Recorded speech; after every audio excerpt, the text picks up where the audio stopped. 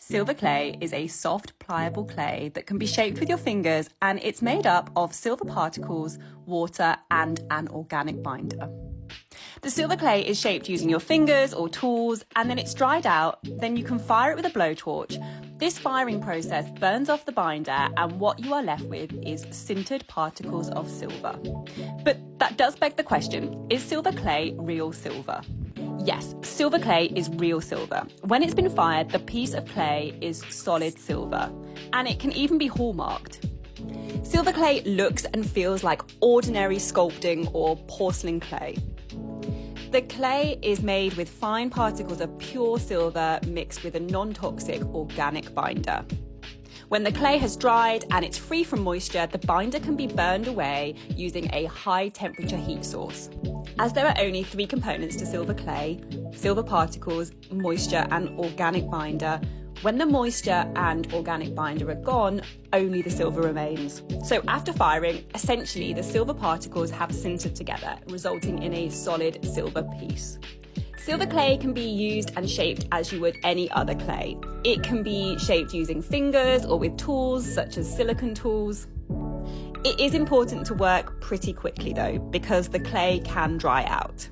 But when your clay is dry, you can smooth it and file it. And you can even add stones or enamel to the clay as well. Some great tools to have are a waterproof surface, an acrylic rolling pin, and some silicone tools. Silver clay comes in different forms as well, so you get a sort of lump of clay, you can get it in a syringe, you can get it as a paste as well. This means that you can join bits together, and you can even do this after it's dry.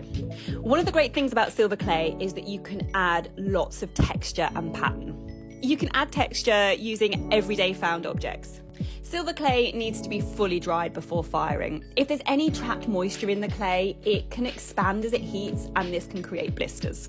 Air drying is the best way to dry your clay, and just leave it overnight.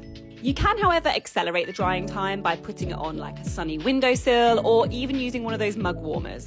If you do accelerate the drying time, you might need to flip your piece over to stop it warping. It's much easier to file and smooth your precious metal clay before firing. And you can use needle files and emery boards to do this. You can't fire your silver clay in an oven. You need something like a blowtorch or a kiln to do this. That's because you need a really high intense heat. Burning away the binder and sintering those silver particles means that your piece of silver clay will shrink. So just be aware of that when you make any designs. Patterns will become closer together and the holes will become smaller. Once fired, you can add loads of shine to your piece using a polishing cloth or even using a wire brush to bring out all the detail.